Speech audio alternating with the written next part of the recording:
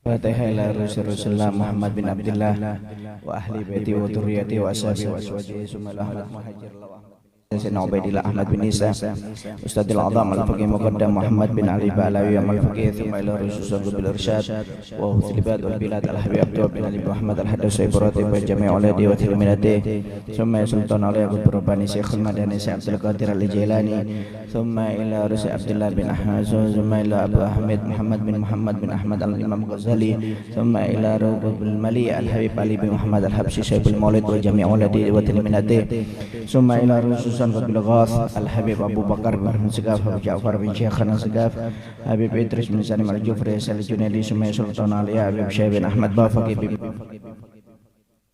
Qadir bin Ahmad Segaf Habib Ali bin Ja'far Al-Idris Habib Segaf bin Abu Bakar Segaf wa Syarifah Khadijah binti Abdul Segaf Sumay Sadi Walid Habib Abdurrahman bin Salim Al-Jufri Sumay Syekh Habib Syekh bin Ahmad Al-Musawa Habib Abdurrahman Muhammad Al-Idris Habib Syekh Muhammad Al-Idris Habib Ahmad bin Husain Al-Jufri anna Allaha yu'dul jannah wa yakthuru masubatihim wa yudha'ifu hasanatihim wa yafaduna bi janafana bihim wa yi'idu alaina min barakatihim wa asrarihim wa anwarihim wa ulumul fatihim fi dini wa dunya wal akhirah ana wa dakhiluni atana fi niyatihim wa malana fi amalihim ghazatna wa anna Allaha yaftah alaina wa lakum fatul arifin wa yufaqinu fid din wa ila hadrat Bismillahirrahmanirrahim. Alhamdulillahirabbil alamin wassalatu wassalamu ala asyrafil anbiya wal mursalin sayyidina wa habibina bil qulub wa dawaiha wa afiyatil abdan wa shifaiha wa qutil arwa wa qidaiha wa ala alihi wa sahbihi subhanaka la ilma lana illa ma 'allamtana innaka antal alimul hakim rabbi shrah li sadri wa yassir li amri wahlul 'uqdatam. Alhamdulillah, kita panjatkan puji syukur kepada Allah Subhanahu wa taala yang telah memberi kita hidayah dan inayah taufik dari Allah Subhanahu wa taala sehingga pada malam hari ini kita dapat kembali berkumpul di majelis Ar-Raudhah dalam pembacaan Maulid Habsyi rutinan mingguan, dan alhamdulillah kita berada di bulan awal Rabiul Awal, sehingga insya Allah seperti biasanya jika awal bulan akan kita isi dengan majelis ilmu. Bulan kemarin sudah kita bahas tentang keutamaan menghadiri majelis ilmu. Jadi malam ini insya Allah kita akan membahas kitab, ya. Insya Allah kitab yang akan kita bahas ini yaitu kitab Ayyuhal Walad, karangan dari Al-Imam Ghazali, ya. Kitab Ayyuhal Walad. Ayyuhal Walad ini kitab yang dikarang oleh Imam Ghazali atas permintaan muridnya yang sudah belajar kepada Imam Ghazali puluhan tahun, ya. Jadi dia muridnya ingin mendapatkan kitab yang ringkas, yang padat isinya, yang bisa diamalkan, bermanfaat dunia dan akhirat. Akhirnya Imam Ghazali mengarang kitab Ayyuhal Walad, ya. Ayyuhal Walad. Siapa itu Imam Ghazali? Imam Ghazali ini namanya Abu Hamid Muhammad bin Muhammad Al-Ghazali, ya. Beliau namanya Abu Hamid karena beliau punya anak namanya Hamid, makanya dipanggil ayahnya Hamid. Namanya Muhammad bin Ahmad Al-Ghazali, ya. Kenapa dipanggil Al-Ghazal? Karena ayahnya beliau itu adalah tukang pemintal benang, makanya Ghazal itu artinya pemintal benang, makanya dapat julukan Al-Ghazali, yaitu tukang pemintal benang. Itu ayahnya Al-Imam Ghazali. Jadi Imam Ghazali ini dilahirkan di kota Tus, Khurasan, yaitu daerah Persia, kalau sekarang Iran. Namanya kota Tus pada tahun 450 Hijriah. 450 Hijriah, ya. Imam Ghazali ini seorang yang alim, ya. Seorang alim, zuhud, kemudian warok, ahli filsafat, kemudian ahli teologi, ahli ekonomi, ahli matematika, semua ilmu dikuasai oleh Al-Imam Ghazali. Ya. Sampai julukan Al-Imam Ghazali ini banyak. Ya. Dapat julukan Al-Hujjatul Islam. Yang pertama julukannya Hujjatul Islam. Kemudian dapat juga gelar dari gurunya Zainuddin, yaitu hiasan agama atau permata agama. Kemudian juga dapat gelar dari gurunya juga Bahrul Mughriq, yaitu samudra yang bisa menenggelamkan. Artinya apa? Setiap orang yang berdebat dengan Imam Ghazali pasti kalah, tenggelam sudah. Ya, makanya dapat julukan Bahrul Mughriq, yaitu samudra yang tidak bertepi yang bisa menenggelamkan siapapun. Artinya apa? Siapa yang berdebat dengan Imam Ghazali pasti kalah, nggak ada yang menang. Saking hebatnya Imam Ghazali ini. Ya, bahkan Imam Ghazali ini termasuk mujaddid pada abad ke-5 Hijriyah. Ya, kata Nabi Muhammad dalam hadisnya yang sahih, Nabi Muhammad mengatakan setiap 100 tahun itu ada ulama dari umatku yang menjadi pembaharu Islam, pembaharu agama, namanya mujaddid. Ya, kalau mujaddid yang pertama itu Al-Imam Umar bin Abdul Aziz, Khalifah Umar bin Abdul Aziz. Mujaddid yang kedua Imam Syafi'i. Ya, Imam Syafi'i ini mujaddid abad kedua Hijriyah. Sedangkan Imam Ghazali ini mujaddid pada abad 5 Hijriyah. Ya, ulama masih berbeda pendapat. Ada yang mengatakan mujaddid pada 5 Hijriyah yaitu Syekh Abdul Qadir Al-Jailani. Tapi sebagian mengatakan tidak, Imam Ghazali. Akhirnya ulama sepakat kalau dalam ilmu dhahir itu Imam Ghazali mujaddidnya. Tapi kalau dalam ilmu batin Syekh Abdul Qadir Al-Jailani. Ya, itu mujaddid pada abad 5 Hijriah. Memang kata Nabi Muhammad tiap tahun itu ada mujaddid. Ya. Begitu juga Sohib Rotib Al-Habib Abdullah bin Al-Bin Muhammad Al-Haddad itu juga mujaddid pada zamannya yaitu 11 Hijriah. 11 Hijriah pada abad 11 itu Al-Habib Abdullah. Jadi kalau kita sering baca Rotibul Haddad, nah itu beliau itu termasuk mujaddid di zamannya. Ya. Jadi Imam Ghazali ini termasuk mujaddid. Ya. Imam Ghazali ini seorang alim, ya. Kemudian zuhud, warok, kemudian ahli filosof, kemudian teologi, ya, ilmu ketuhanan. Ya, kalau filsafat ini bahasa dia pakai filsafat, pakai akal. Jadi bahkan kata para ulama Imam Ghazali ini saking pinternya itu beliau tidak saking pinternya itu ilmunya tidak bisa dimiliki oleh ulama sebelum Imam Ghazali. Padahal ulama sebelum Imam Ghazali ini pintar-pintar. Cuma yang bisa memiliki ilmu seperti ini hanya Imam Ghazali saja. Ulama-ulama sebelum Imam Ghazali nggak bisa mendapatkan ilmu seperti Imam Ghazali. Maaf seperti Imam Syafi'i, bahasanya Imam Bukhari, Imam Muslim, ya Imam Ahmad bin Hambal, itu ilmunya nggak sama seperti Imam Ghazali. Kenapa? Karena Imam Ghazali ini ulama yang pertama kali yang bisa menggabungkan antara ilmu nakli dan ilmu akli. Ilmu nakli itu berdasarkan Al-Quran dan hadis. Kalau akli itu ilmu berdasarkan akal logika. Nah itu mulai sebelum Imam Ghazali lahir itu orang yang ahli ilmu nakli dan akli ini nggak pernah ketemu, bentrok terus, selalu bentrok. Imam Ghazali ini orang yang pertama kali yang bisa menggabungkan dua ilmu tersebut. Ya. Saking pintarnya Imam Ghazali. Bahkan orang yang pertama kali mengarang ilmu filsafat tapi tidak bertentangan dengan syariat. Kalau zaman dulu filsafat itu biasanya arahnya itu ke murtad. Orang kalau pintar ilmu filsafat ya seperti Aristoteles itu kan banyak, itu ilmu filsafat itu. Nah, itu rata-rata itu mereka tidak berketuhanan, mereka itu rata-rata ateis. Orang filsafat itu pintar-pintar tapi rata-rata ateis. Jadi orang ilmu filsafat itu dari zaman dulu dengan orang ilmu syariat nggak pernah ketemu, selalu bertentangan. Kenapa? Ilmu filsafat itu selalu menentang Tuhan, sedangkan syariat berketuhanan. Nah Imam Ghazali ini orang yang pertama kali yang bisa menggabungkan antara ilmu filsafat dan ilmu ketuhanan, akhirnya bisa diterima oleh semua orang dan kalangan. Saking hebatnya Imam Ghazali. Jadi Imam Ghazali ini orang yang pertama kali yang bisa menggabungkan dua ilmu yang bertentangan sebelum beliau hidup. Jadi zaman dulu itu sudah bertentangan, zamannya Imam Syafi'i, Imam Ahmad bin Hambal, itu filsafat dengan syariat selalu bertentangan. Akli dan nakli itu bertentangan. Tapi Imam Ghazali ini saking cerdasnya bisa menggabung dua ilmu. Saking cerdasnya. Ya, makanya dinamakan Hujjatul Islam, yaitu orang yang bisa memberi hujjah. Hujahnya agama tapi dengan akal, bukan dengan syariat. Itu saking pintarnya oleh Imam Ghazali.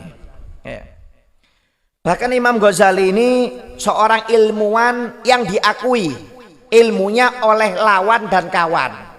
Kalau orang pinter diakui ilmunya oleh kawan-kawannya itu lumrah. Tapi Imam Ghazali ini saking pinternya itu diakui oleh kawan dan lawan. Ya, orang umpamanya bermadhab Syafi'i dengan bermadhab Hambali umpamanya. Orang Syafi'i pasti mengunggulkan Syafi'i, nggak suka dengan madhab Hambali umpamanya seperti itu. Tapi Imam Ghazali ini enggak.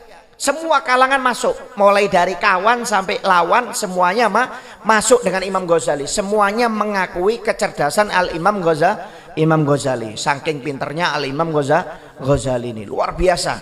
Ya. Alim. Ya. Al-Imam Ghazali ini Pak belajar pertama kali kepada ayahnya.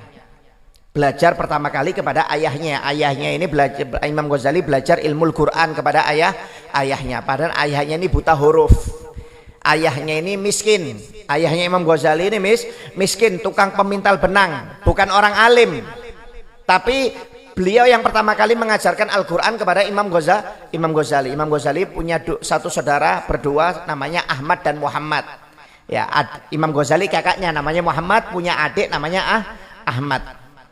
Jadi dua-duanya ini Muhammad, Imam Ghazali dan adiknya Ahmad ini belajar pertama kali kepada ayahnya sendiri, yaitu belajar ilmu Al-Quran. Tapi ayahnya ini buta huruf, jadi nggak bisa ngajar fikih, nggak bisa ngajar ilmu hadis, nggak bisa ngajar ilmu tauhid karena buta huruf, karena memang orang miskin dan bukan orang ulama. Tapi ayahnya ini cinta kepada ulama dan cinta pengajian. Setiap hari itu ada pengajian, selalu hadir ayahnya Imam Ghazali ini, dan bawa Imam Ghazali dan adiknya Ahmad. Jadi setelah selesai pengajian, majelis taklim, dibawa ke ulama tersebut suruh doakan. Jadi tiap hari Imam Ghazali ini dan adiknya didoakan oleh para ulama. Jadi maaf memang ayahnya bodoh. Ayahnya ini bukan ulama, tapi tiap hari hadir pengajian, dan setiap hadir pengajian Imam Ghazali ini dan adiknya dibawa. Setelah pengajian selesai dibawa ke ulama itu suruh doakan. Jadi Imam Ghazali ini dapat barokahnya para ulama memang. Mulai kecil tiap hari itu dibawa, bukan seminggu sekali loh ya. Bukan seminggu sekali, tiap hari pengajian dibawa ini Imam Ghazali. Nanti kalau ada ulama datang, Fulan bin Fulan dari luar negeri umpamanya datang, itu ayahnya langsung datang, bawa Imam Ghazali dan adiknya. Akhirnya sampai suatu saat ketika ayahnya mau meninggal dunia, ya, ayahnya Imam Ghazali ini punya teman sufi.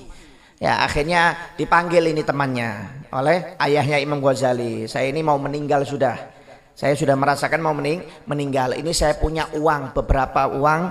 Tolong titip anak saya Muhammad dan Ahmad, kamu ajarkan ilmu agama. Karena takut nanti kalau saya meninggal nggak ada yang mengajarkan. Saya amanatkan kepada kamu. Ini uang untuk biaya hidupnya.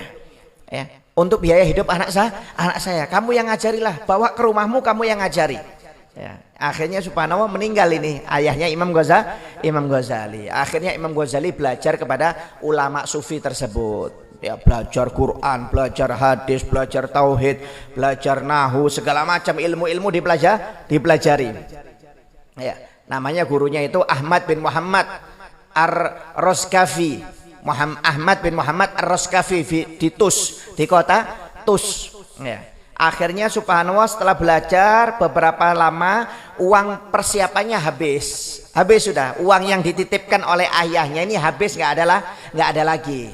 Kata ulama tersebut, gurunya ini Ahmad bin Muhammad ini, wahai Ghazali, kamu dan adikmu Ahmad hendaknya belajar ke tempat lain saja. Biaya uang yang sudah dititipkan oleh ayahmu ini sudah habis untuk makanmu. Sekarang saya nggak bisa memenuhi kebutuhanmu. Kamu pindah aja ke tempat lain, ke kota lain, di Jurjan, kata gurunya. Nanti kamu belajar dengan ulama di sana, di Jurjan, di madrasah di Jurjan. Insya Allah biayanya gratis, kata gurunya. Biayanya gratis. Kalau kamu belajar kepada saya nggak bisa memenuhi lagi. Saya ini orang miskin, sama-sama miskinnya seperti ayahmu. Karena kamu saya terima kemarin ada biaya pendidikan dari ayahmu yang dititipkan kepada saya. Lebih baik kamu saya antar ke kota Jurjan. Di sana ada madrasah, biayanya gratis. Kamu belajar di Jurjan. Akhirnya diajaklah oleh gurunya yang pertama ini Ahmad bin Muhammad Roskafi ini, Imam Ghazali dan adiknya Ahmad berangkat ke Jurjan. Ya, di sana Imam Ghazali belajar kepada Abu Nars al-Ismaili. Ya, belajar kepada Abu Nars al-Ismaili. Ya, Imam Ghazali belajar di sana di Jurjan. Jadi di kota Tus dia belajar kepada Syekh Ahmad bin Muhammad Ar-Roskafi. Kemudian di kota Jurjan beliau belajar kepada Abu Nars al-Ismaili. Beliau belajar di Tus sama Jurjan ini selama 5 tahun. Ya, setelah ayahnya meninggal, Imam Ghazali umur 15 tahun belajar kepada Syekh Ahmad bin Muhammad ini dan kepada Syekh Abu Nars al-Ismaili al-Jurjan ini selama 5 tahun. Ya, selama 5 tahun belajar kepada 2 guru ini selama 5 tahun. Akhirnya setelah 5 tahun belajar kepada 2 guru ini, Imam Ghazali melanjutkan lagi perjalanannya ke Naisabur. Beliau di sana belajar kepada ulama besar Al-Imam Haromen Al-Juwaini. Ya, Imam Al-Haromen Al-Juwaini. Ya, ini gurunya yang paling alim.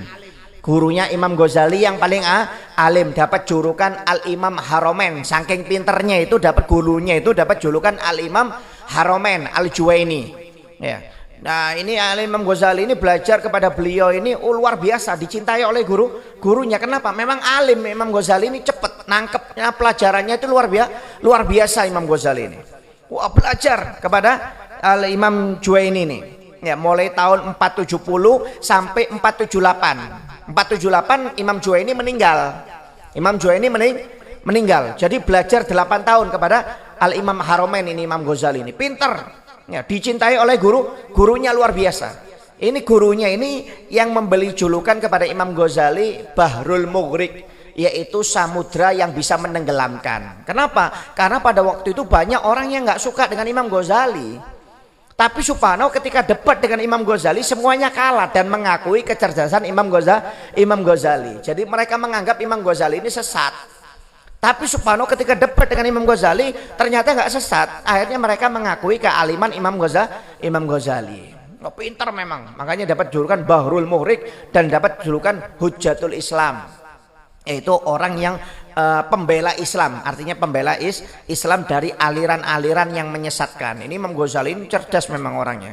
Ya, akhirnya tahun 478 gurunya meninggal. Sebelum meninggal gurunya memanggil Nizam Muluk, yaitu seorang menteri yang memiliki tempat universitas di Baghdad. Dipanggil itu Nizam Muluk ini, seorang menteri ini. Ini saya punya murid cerdas. Tolong kamu ambil dia untuk jadi guru, jadi dosen di tempatmu. Kamu rugi kalau nggak mengajarkan ini. Akhirnya setelah meninggal gurunya, Imam Ghazali berangkat ke Baghdad. Ya, atas perintah gurunya, karena gurunya sudah bertemu dengan menteri ini, Nizam Muluk, yang punya Universitas Nizamiyah pada waktu itu yang paling terkenal. Imam Juwaini juga ngajar di sana juga. Ya, jadi guru besar, rektor. Kalau sekarang rektor, kalau dosen kan guru-gurunya, kalau rektor kan pimpinannya. Ya, akhirnya berangkat Imam Ghazali ngajar di sana.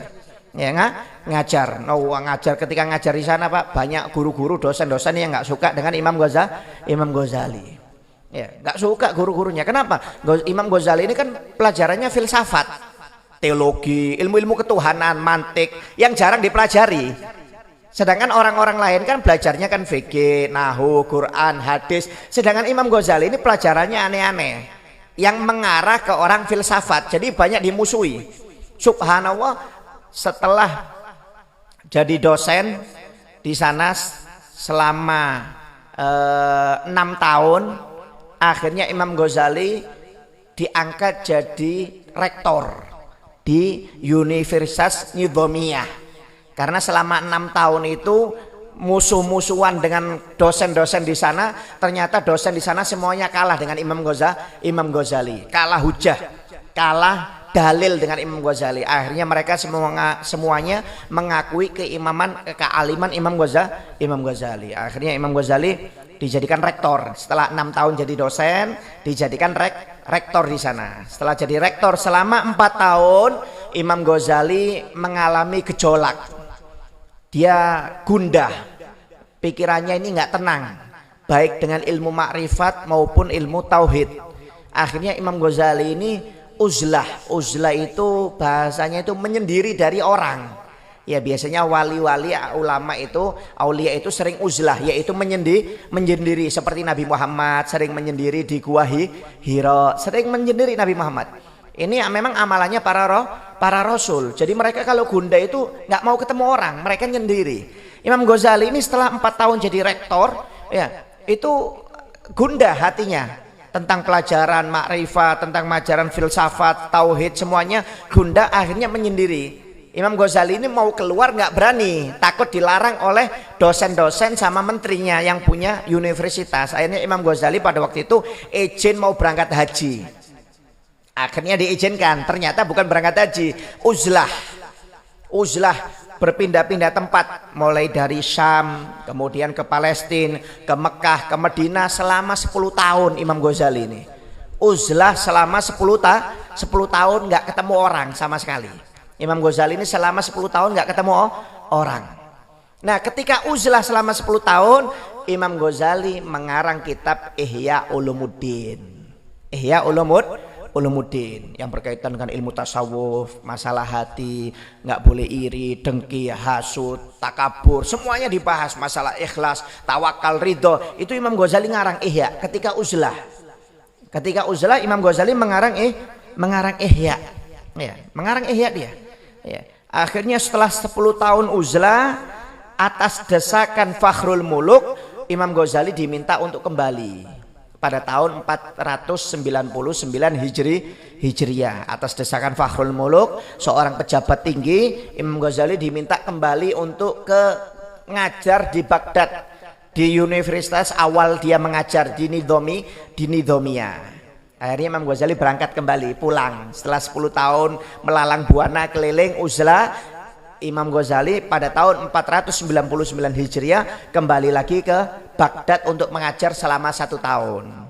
Akhirnya pada tahun 500 Hijriah Imam Ghazali kembali ke daerahnya di Tus di Persia, Iran, kalau sekarang Iran, nah, di Khurasan. Kembali di sana Imam Ghazali membuat madrasah dan mengajar di madrasah tersebut selama 5 tahun. Akhirnya pada tanggal 14 Jumadil Akhir tahun 505 Hijriah Imam Ghazali meninggal dunia. Imam Ghazali meninggal. Jadi umurnya Imam Ghazali itu 58 tahun. Lahirnya 450 Hijriah, meninggalnya 55 tahun umurnya Imam Ghazali itu 55 tahun. Ya, 55 tahun. Jadi Imam Ghazali ini punya perjalanan spiritual yang luar biasa. Ya, jadi waktu sebelum meninggal Imam Ghazali ini tahu kalau dia mau meninggal. Dia memanggil 3 orang waktu itu, 2 sahabatnya dan 1 adiknya Ahmad.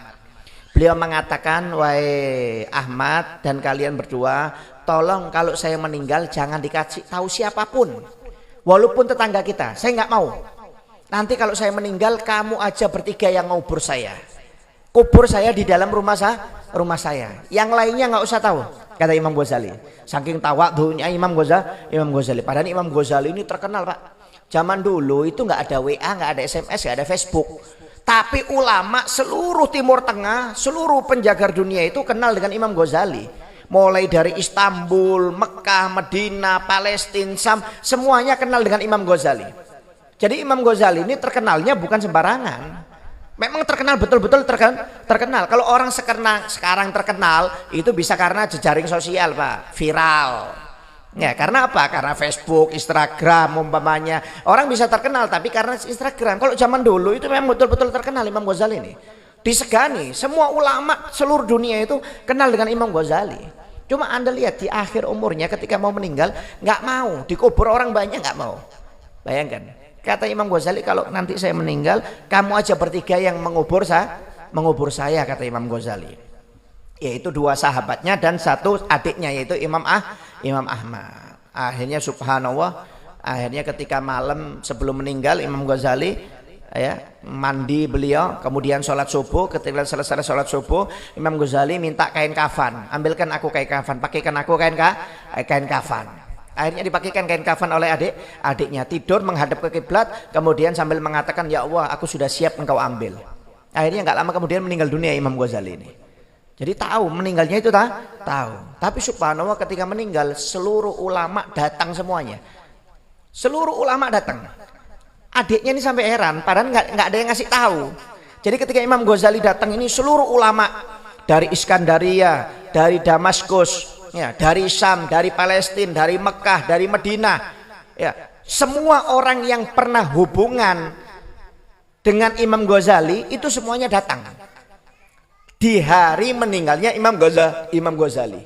Jadi ketika Imam Ghazali meninggal, padahal sudah ngasih amanat kepada saudaranya dan sahabatnya untuk jangan ngasih kabar, itu nggak taunya ribuan orang datang di hari pemakaman atau meninggalnya Imam Ghazali. Jadi adiknya nih bingung loh. Ini padahal belum dikasih tahu, kenapa kok ini ulama-ulama dari luar negeri semuanya datang. Ditanya, kenapa kamu datang? Dari mana kamu tahu?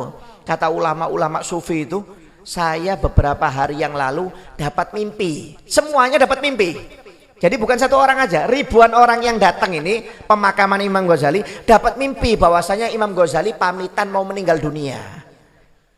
Imam Ghazali, saya melihat di dalam mimpi saya Imam Ghazali dengan 3 orang, yaitu kamu dan 2 orang ini ditunjuk, itu memberi pesan kepada saya bahwasanya hari ini saya akan meninggal dunia. Saya kalau ada salah-salah minta maaf. Makanya ketika saya bangun dari tidur, saya langsung berangkat ke Khurasan. Jadi ribuan orang itu mimpi bertemu dengan Imam Ghazali. Imam Ghazali pamitan Pak mau meninggal dunia. Padahal Imam Ghazali ketika itu nggak mau dikubur orang banyak. Cuma sudah dibuka memang oleh Allah Subhanahu Wa Taala. Kadang-kadang orang mastur nggak mau dikenal, cuma Allah kadang-kadang sudah buka. Ya, akhirnya yang ngubur banyak, tetangganya yang nggak tahu jadi tahu.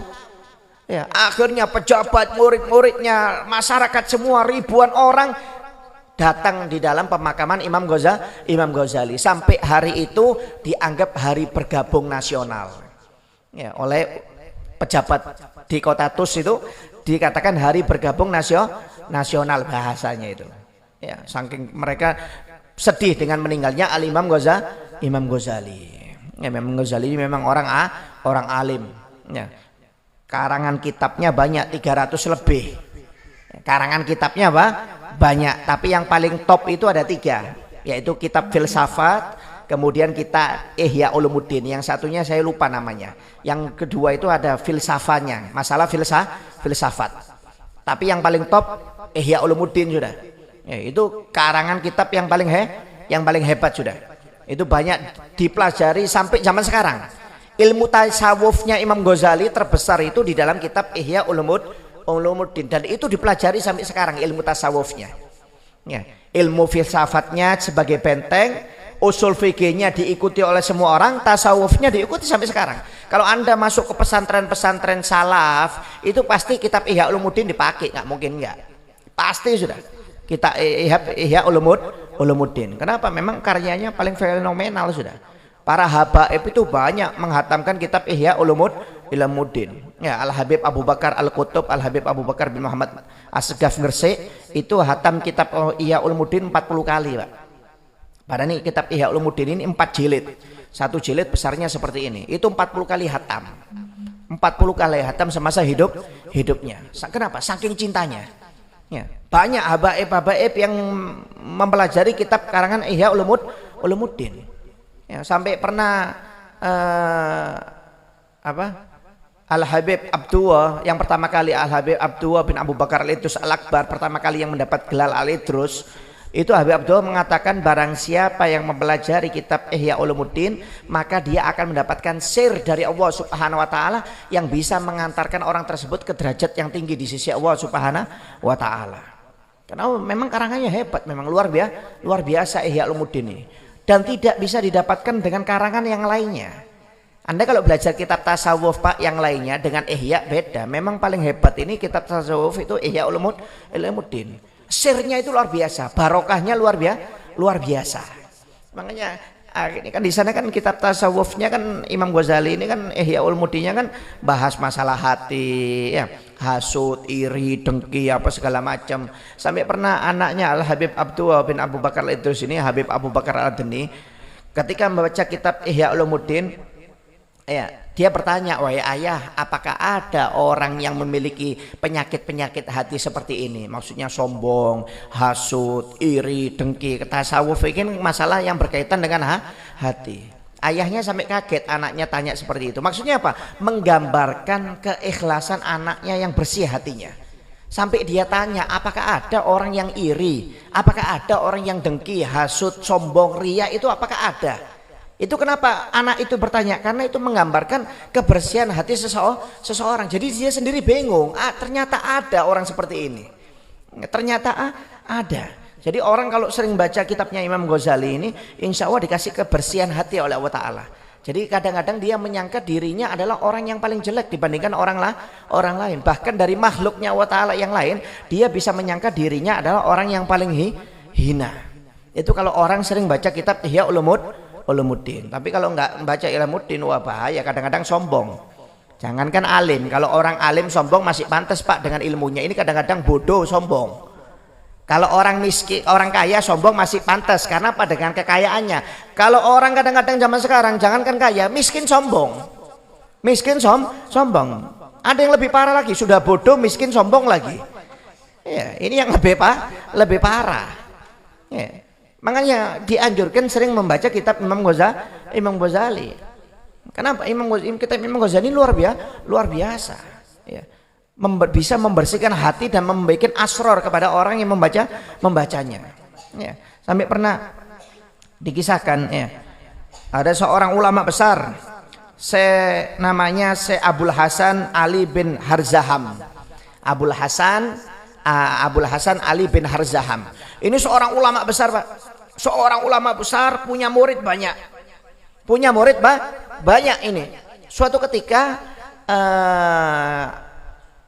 Abul Hasan ini, Ali bin Harzaham ini, ya, nggak ngajar selama seminggu di pesantrennya. Akhirnya setelah dapat seminggu baru masuk ke pesantrennya. Ditanya, wahai guru, kamu ini seminggu kemana? Kok nggak ngajar kami? Kata gurunya, minta maaf, saya ini sebenarnya bukan nggak mau ngajar. Saya selama seminggu ini di rumah mutola'ah Ihya Ulumuddin. Saya baca karangan kitab Imam Ghazali Ihya Ulumuddin. Ternyata setelah saya baca karangannya ini sesat, berbahaya. Ayo kalian yang punya kitab Ihya Ulumuddin keluarkan semuanya, besok kita bakar hari Jumat.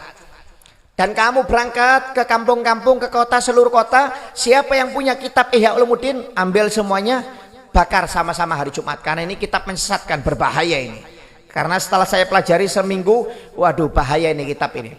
Ini kitab sesat. Ya, oh ini Abul Hasan Ali bin Harzaham ini ulama dihormati di kotanya. Semuanya nurut, murid-muridnya nurut, semua orang satu kota nurut. Ya. Akhirnya dikumpulkan semuanya kitab malam Jumat itu di rumahnya Abul Hasan ini. Subhanallah, Imam Abul Hasan ini ketika tidur mimpi dia. Mimpi di suatu majelis ada Nabi Muhammad SAW dengan Sayyidina Abu Bakar dan Sayyidina Umar. Ya, di sana ada orang tampan. Abul Hasan nggak paham siapa itu orang. Ya, akhirnya orang itu ternyata Imam Ghazali. Datang. Ya, duduk, Imam Ghazali datang, Abul Hasan ini juga datang. Abul Hasan ini cium tangan Nabi Muhammad SAW. Akhirnya Imam Ghazali cium tangan. Setelah cium tangan, Imam Ghazali melapor, ya Rasulullah, ini Abul Hasan Ali bin Harzaham, seorang ulama besar, muridnya banyak, tapi dia ya Rasulullah nggak suka dengan karangan kitabku Ihya Ulumuddin ya Rasulullah. Besok dia punya rencana mau membakar kitabku Ihya Ulumuddin. Seluruh muridnya dan orang satu kota yang punya kitab Ihya Ulumuddin disuruh gabung mau dibakar besok ya Rasulullah.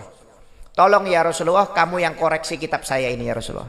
Kalau memang salah ya Rasulullah, saya siap menerima ya Rasulullah. Kalau tidak sesuai dengan syariat ya Rasulullah, tidak sesuai dengan sunnah-sunnahmu, saya siap untuk bertobat. Tapi kalau ini kitab barokah dan sesuai dengan syariat dan sunnahmu, tolong ambilkan hakku atas orang ini ya Rasulullah. Akhirnya dibuka oleh Nabi Muhammad ini kitab Ihya Ulumuddin, dibaca, memuji Nabi Muhammad. Ini luar biasa kata Nabi Muhammad.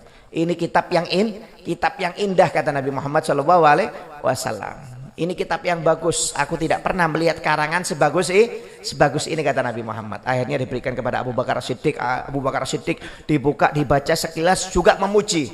Diberikan kepada Sayyidina Umar bin Khattab. Dibuka oleh Sayyidina Umar, dipelajari, dipuji oleh Sayyidina Umar. Ya, akhirnya Nabi Muhammad menyuruh Abul Hasan untuk buka bajunya, dihukum cambuk karena mengada-ngada tanpa dalil. Ya, ini kitab bagus, kamu yang salah, buka bajumu wahai Abul Hasan, dicambuk. Akhirnya dicambuk oleh Nabi Muhammad 5 kali.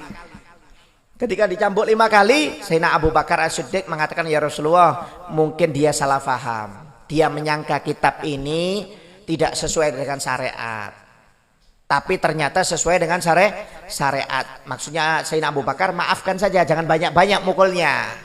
Ya, tapi sempat dipukul 5 kali oleh Nabi Muhammad SAW.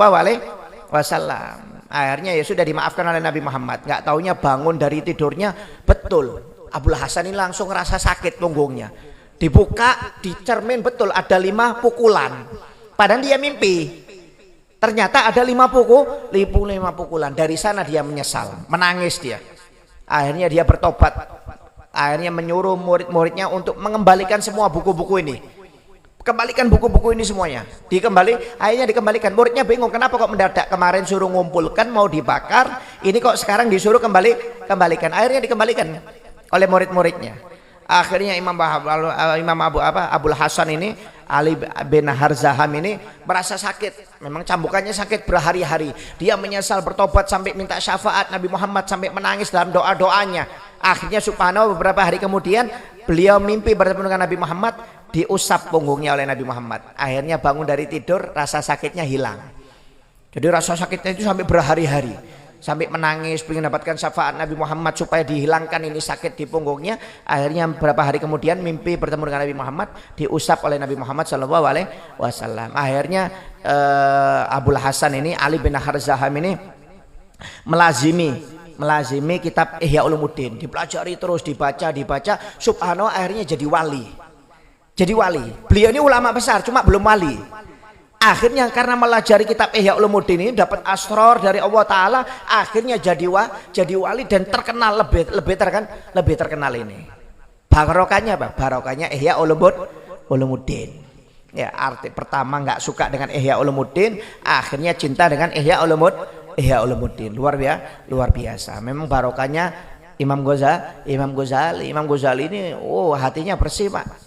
Ya, Imam Ghazali ini sampai pernah dikisahkan dia pernah berguru kepada Al-Utski. Al-Utski ini guru yang direkomendasikan oleh adiknya Ahmad. Jadi Imam Ghazali waktu itu mau belajar ilmu tasawuf. Kata adiknya, ada guru ilmu tasawuf namanya Al-Utski. Al-Utski ini tukang sol sepatu, Pak. Guru besar ilmu tasawuf tapi tukang sol sepatu. Ya, makanya jangan suka merendahkan orang. Kita kadang-kadang nggak tahu, ya, dikira tukang sol sepatu, nggak taunya alim, ya, alim ini. Ya. Akhirnya Imam Ghazali datang kepada Al-Utski ini, minta belajar ilmu tasawuf. Katanya Al-Utski ini, kamu nggak akan mampu, nggak akan sabar kamu kalau mau belajar ilmu tasawuf dengan aku, nggak akan sabar. Bukan kelasnya, kata beliau, bukan kelasnya. Kata Imam Ghazali, insya Allah saya akan belajar sabar. Terima saya sebagai murid, insya Allah saya akan sabar. Kata gurunya, ya sudah, kalau kamu memang mau belajar ilmu tasawuf, sekarang bersihkan rumah saya dulu. Rumahnya kotor, Pak.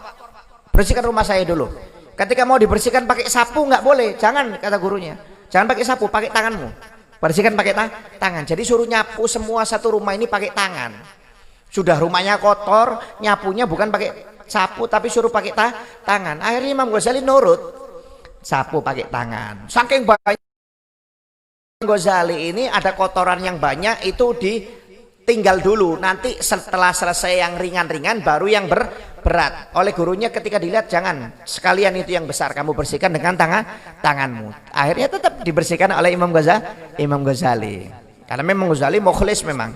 Ya, dibersihkan. Setelah dibersihkan oleh dengan tangannya Imam Ghazali, kotorannya yang sedikit yang banyak, akhirnya kata gurunya, sekarang dengan bajumu. Lapel ini dengan bajumu. Akhirnya nurut Imam Ghazali, dipel. Akhirnya setelah dipel, kata gurunya, sudah stop. Kamu pulang. Pulang. Akhirnya Imam Ghazali nurut. Gak taunya ketika pulang, Pak, Imam Ghazali subhanahu dapat ilmu yang nggak dapat dengan belajar, namanya ilmu laduni. Jadi memang ada beberapa guru yang cuma nggak pakai belajar, disuruh saja langsung alim itu. Ini termasuk Imam Ghazali dapat ilmu laduni dari gurunya Al-Utsqi. Jadi karena kebersihan Imam Ghazali langsung dapat nadroh dari gurunya, langsung jadi pintar Imam Ghazali ini. Jadi langsung pintar ilmu tasawuf, Pak. Imam Ghazali nggak pakai belajar. Bayangkan, langsung pintar ilmu tasawuf, nggak pakai belajar. Bahkan kata kawan-kawannya, Imam Ghazali ini pintar ilmu filsafat tanpa punya guru filsafat. Bayangkan, pintar ilmu filsafat dan tasawuf tanpa guru. Itu semua teman-temannya mengakui Imam Ghazali. Kenapa? Karena mereka nggak pernah melihat Imam Ghazali ini belajar tasawuf dan filsafat. Jadi langsung dapat ilmu laduni dari gurunya. Subhanallah. Ya, barokah.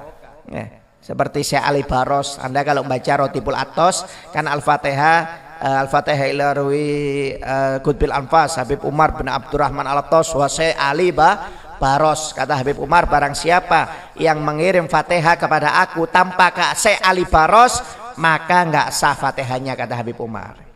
Syekh Ali Baros ini tukang bersih-bersih rumah sama tukang bikin kopi.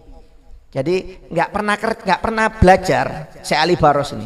Jadi Syekh Ali Baros dulu itu ketika masuk pertama kali dengan kawan-kawannya, ya, itu oleh Habib Umar bin Abdurrahman itu disuruh bagian dapur. Kamu bagian dapur, nggak usah ikut taklim, nggak usah ikut belajar. Jadi itu selama puluhan tahun.